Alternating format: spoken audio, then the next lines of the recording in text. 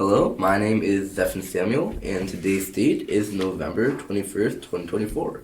Would you care to tell us your name and how long you've lived in this community? My name is Stephen Harkleroad, and I've lived here 8 years, I think.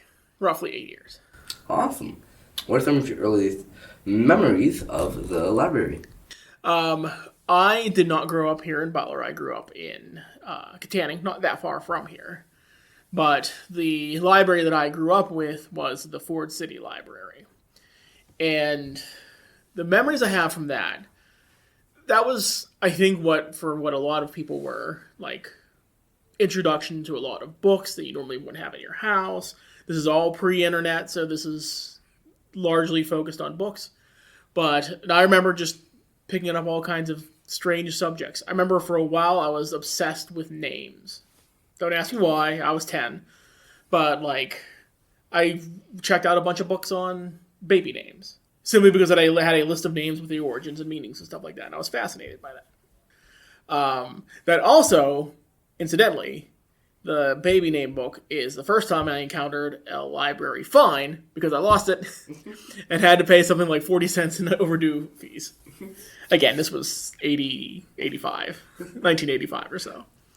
So a lot of the library that I went to at Ford City was right next to where my grandmother lived. So as far as memories were concerned, that was always, hey, visit grandma. Hey, we're also going to go to the library. So there was always just a lot of pleasant memories of just having all the books that I ever wanted at my disposal. Awesome.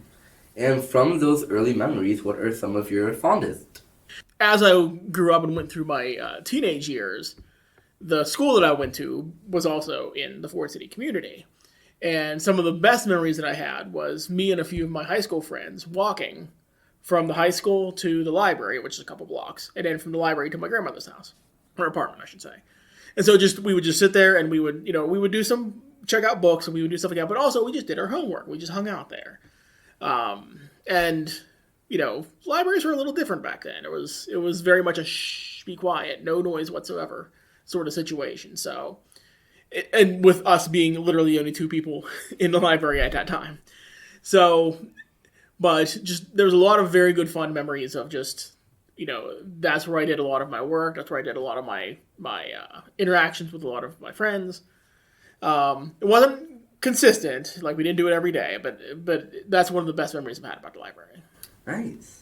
Now, who was with you with your early trips to the library? Who went with me? Yes. Mostly high school friends. Well, first, of course, when I was a child, my parents would go. But as I went through high school, it would be with my friends. Tyson Croyle was one of my high school friends I remember would come with me all the time. Corey Graham. Other high school friends as well. Nice. So, going with your friends, do you remember what you actually came to the library for? It was a good place where we could do what we came to do, which was basically do our homework, basically do our work, do our research, and then also, because it's the library, after we were done, get to do what we really wanted to do. Go look at the books, go check out books, things like that. So what sort of things do you do when you visit the library now? Well, libraries are much different now than they were back then. The internet didn't exist whenever I was a kid. So, obviously it's changed, but really for me, it's still a lot about the books. I'm very much still hold a print dead tree version of a book in your hand. I've tried, but haven't been able to make the jump to like e-readers or, I don't know, what's the application you guys use now? Is it Libby? Yeah. I know it's changed, so I wanted to make sure. But even without that, for me, doing a lot of the programming, seeing what's happening, being able to do things that normally you wouldn't be able to do in any other area around the community. So it's so much different what libraries now offer than they have in the past. Because 35 years ago, it was books and magazines and photographs and obituaries.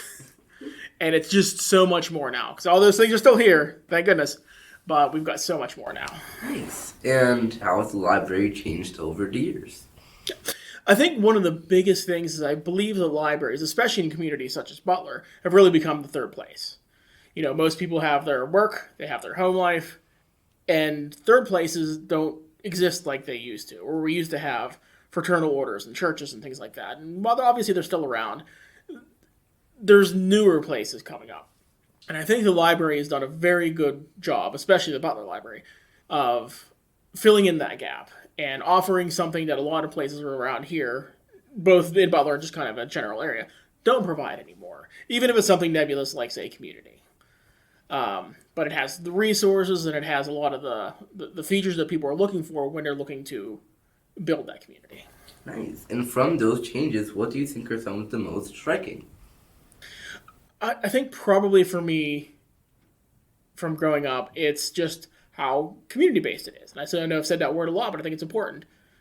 Like, you wouldn't dream of holding a meeting at a library in 1985. That just isn't where you did stuff. You didn't go listen to somebody talk. Maybe in like the bigger ones like Carnegie and Pittsburgh or something like that, but certainly not around here. And that's the norm now. And I think that's so valuable to everybody because there's really not that many opportunities for that to happen. And it's nice that the library has that as part of the structure of what a library is today. Awesome. I think that is all the questions, and thank you for your story, and thank you for your time. Not a problem at all. Thank you so much.